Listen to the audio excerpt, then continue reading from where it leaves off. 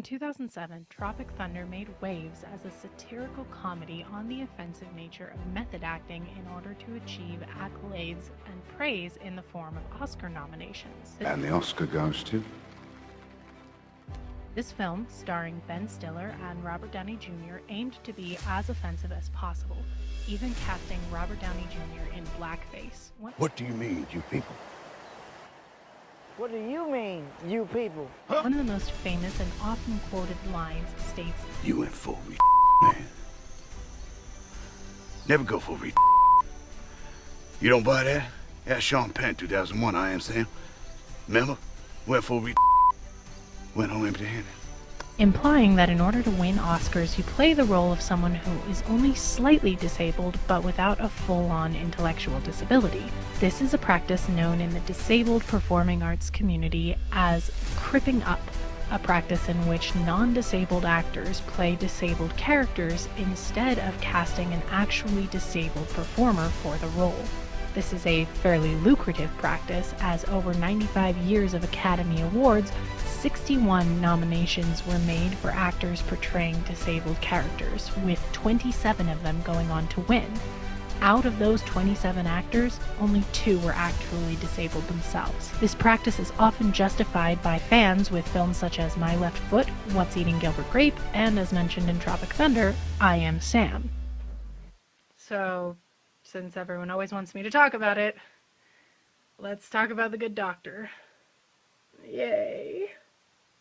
The Good Doctor is a show all about surgeon Sean Murphy as he navigates his life working as an autistic person in the medical field. We see him navigate the world of workplace romance, friendships, and most importantly, workplace ableism within a hospital setting. Sean is played by famed child actor Freddie Highmore, known for films and TV like August Rush, Charlie and the Chocolate Factory, or more recently, Bates Motel. He's known for being a fairly talented performer and bringing about some rather compelling performances. This is not one of them. Now I imagine there's already a bunch of people typing away in my comments section about how I'm wrong and he totally acted well. And let me tell you, first off, I'm a pre-recorded video. I cannot hear you. You can't change my opinion by spamming my comment section. Second, you don't know me. We've likely never met in person, so what does it matter if I don't like your favorite doctor show? So just bear in mind, these are just my opinions. I don't represent the autism community as a whole. I am just one autistic not a lady coming to you from inside your computer. So let's get into the reasons as to why I don't vibe with The Good Doctor. And I promise, as I go through this, I will be as fair and as charitable as I can. Number 1, Autism Speaks. Though the show itself was not sponsored by Autism Speaks, they have frequently collaborated in promoting each other. They may not be in an official Facebook relationship, but they're definitely fuck buddies to say the least. Freddie Highmore in particular has made quite a few promotions for them, and has been a very public donor of theirs. Now this is not me calling for the canceling of anyone, so to those holding the pitchforks, put them down. This is, however, me remarking on the very poor research done by both Freddie Highmore's team and the writers of the show. While Autism Speaks is one of the largest known charities for autism, they are also very publicly rejected by the autism community, especially due to commercials like this. I am autism. I'm visible in your children, but if I can help it, I am invisible to you until it's too late. I know where you live, and guess what? I live there too. I hover around all of you. I know no color barrier, no religion, no morality, no currency. I work very quickly. I work faster than pediatric AIDS, cancer, and diabetes combined. And if you are happily married, I will make sure that your marriage fails. I am autism. I have no interest in right or wrong. I derive great pleasure out of your loneliness. I will fight to take away your hope. I will plot to rob you of your children and your dreams. I will make sure that every day you wake up, you will cry, wondering who will take care of my child after I die. And the truth is, I am still winning, and you are scared, and you should be. I am autism. You ignored me. That was a mistake. Yeah, that was a real commercial that they made. If you need more information as to everything wrong with Autism Speaks, I can do a video on that at a later time. I don't want this video to be like 4 hours long, so let's just keep the conversation to the good doctor. It would take less than 5 minutes to figure out how the autism community feels about Autism Speaks. Hell, you can literally Google, how does the autism community feel about Autism Speaks, and you'll get your answer. And you may be saying, hey, it's not fair to put this all on Freddie Highmore. He's just one person, not a whole company. And you're right, it's not fair. But I'm gonna do it anyways. You see, Freddie Highmore is a well-known A-lister actor, and like many A-listers, he has money and assistants. I made reservations for you tonight at Elefante. Reservations? For your dates. You have one at 7, one at 8:30, and one at 10. You actually got me 3 dates? I was joking. I'm sorry. I sometimes have trouble reading tone. All it would take is him telling his assistant to Google the information for him, and then he would have all of the knowledge that he needs. But instead, he, like many celebrities, chooses to partner with what is known by many autistic people as the autism equivalent of PETA. I'm not saying Freddie Highmore is a horrible person. I don't know him, and by all accounts, he seems like a really nice guy. The point is that if he really wants to help autistic people, the best way to do that is by looking at charities that are run by the autistic community, such as the Autistic Women and Non-Binary Network, or Communication First. If you want to do the right thing by the community, you start by listening to them. Number 2, the ableism is done poorly. Throughout the first episode, they make a big deal about whether or not they should hire an autistic doctor. And the scene basically goes along the lines of, I want to hire an autistic doctor. No, you can't do that. Why not? Because I'm a bigot. Oh no, bigotry is wrong. Oh no, you're right, bigotry is wrong. We are good people by stating that bigotry is wrong. Yay, let's go be bigoted another way. Workplace ableism is a real issue, one that many autistic people face.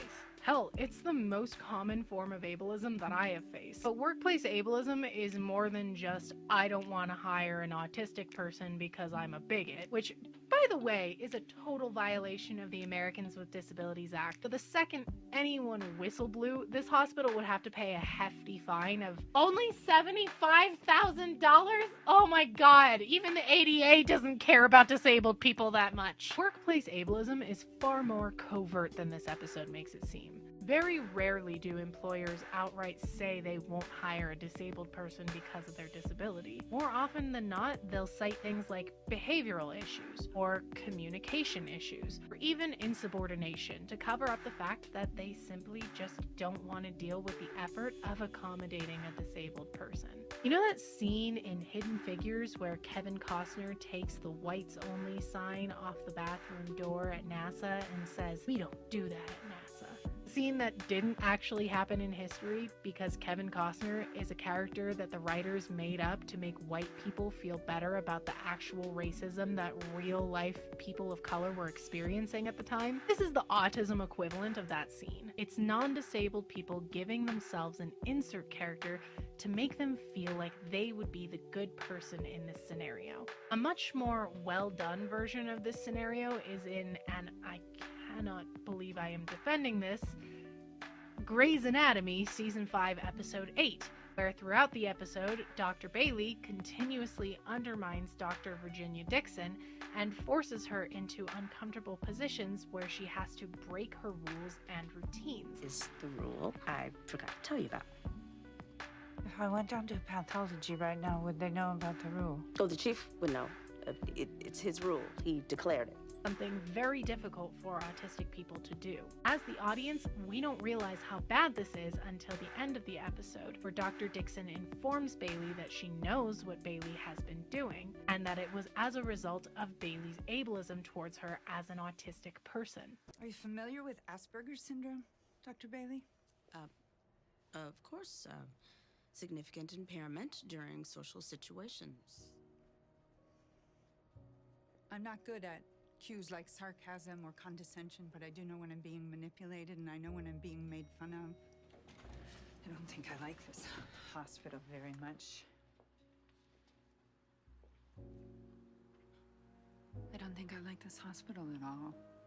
This works because most non-autistic audience members like Bailey wouldn't know Dr. Dixon is autistic until she mentioned it, leaving many audience members to wonder if they would have done the same thing and treated her the same way Bailey did out of ignorance. This is a far more realistic and relatable version of workplace ableism, as most autistic people who aren't autistic content creators online don't just tell everyone that they are autistic until they feel it's relevant. Shows like this serve the same purpose as inspiration porn. They don't seek to ask you to look inward about your own biases. They want to make you feel like you would be the hero to save the marginalized person from discrimination. It's the able-bodied version of white saviorism. Speaking of isms, number 3, the Savantism. The National Library of Medicine describes Savant syndrome as a rare but extraordinary condition in which persons with serious mental disabilities, including autistic disorder, have some island of genius, which stands in marked incongruous contrast to overall handicap. This is a really common trope used in films surrounding autism, despite it being an extremely rare trait. In fact, 1/3 of the autism community actually has a co-occurring intellectual disability. Now, there is a reason that a lot of people are drawn to the Savantism trope, and it's because many people honestly don't know the difference between autism and an intellectual disability. So they assume autism itself is an intellectual disability when it's not. Many people hear this and think, well, isn't that a good thing that they're portraying autism like this? They're saying you're geniuses. That's empowering. Well, not really. You see, when the one narrative shown is that autistic people are geniuses, that leads to an overrepresentation of a very rare side of autism. And unfortunately, that leads to people associating that with autism more than actual autism traits. And boy, does The Good Doctor really lean into that. The Good Doctor frequently shows Sean using what viewers have called his autism powers in order to identify the cause of mystery illnesses, which almost always results in the patient needing surgery, since I am a surgeon! This type of representation only serves to alienate not only autistic people with intellectual disabilities from the autism community, but any autistic person who doesn't fit the savant syndrome stereotype, which, if you haven't guessed,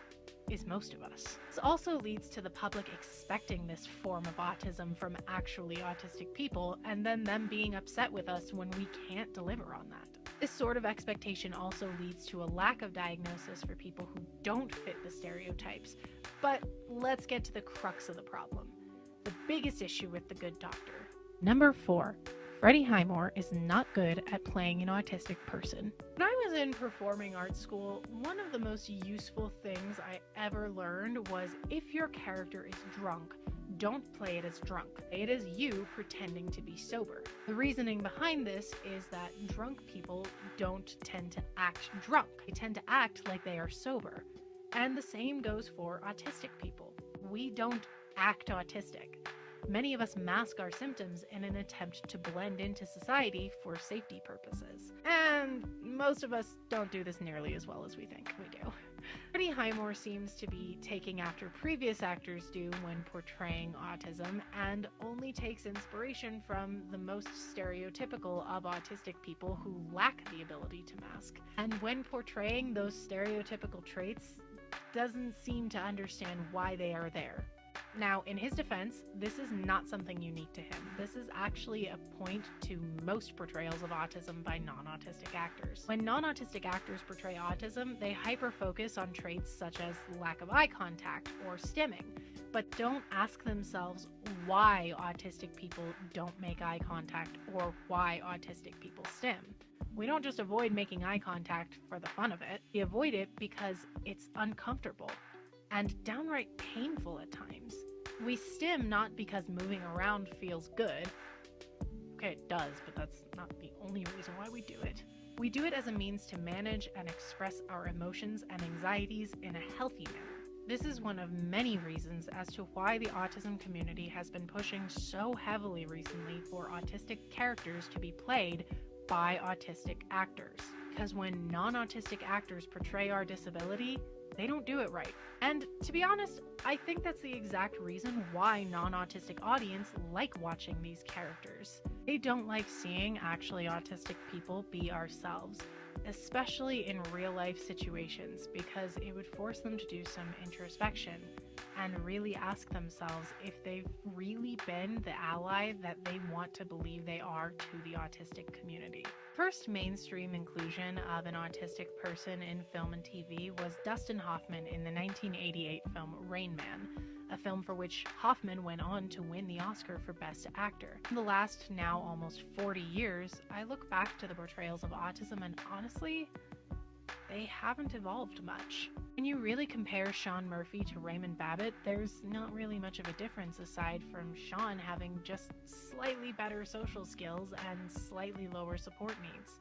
You would think that over the span of 40 years, we would have evolved somehow. But have we?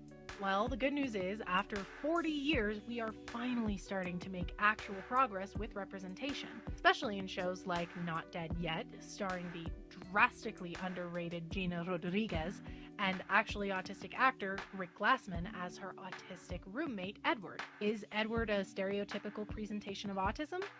A little. You can feel the difference between a stereotypical actually autistic person and someone trying to imitate one. And on top of that, the fact that Not Dead Yet is not a show about autism yet has such a casually autistic person is more actual representation than almost any other show, because it shows that autism doesn't have to be the world's biggest deal. It can be difficult, but it doesn't always have to be the center of attention. Sometimes autism just is, and that is a wonderful thing to accept. Hey, if you like this video, consider liking and subscribing to the channel. Maybe even leave a comment down below of some media that you would like me to analyze about autism. Also something to consider, supporting me on Patreon. Over on Patreon, you get things like exclusive early script access, early video access. You can also interact with me in real time. Maybe call me a dumb hoe. Please don't do that, it'll hurt my feelings. I am very sensitive. But if you are unable to do that at this time, that is absolutely okay. Just remember the like and subscribe buttons are right there. Or there. I don't know how, I don't know where they are, but they're here. They exist. I am not in a void. Thank you so much for watching, and I will see you next time. Bye!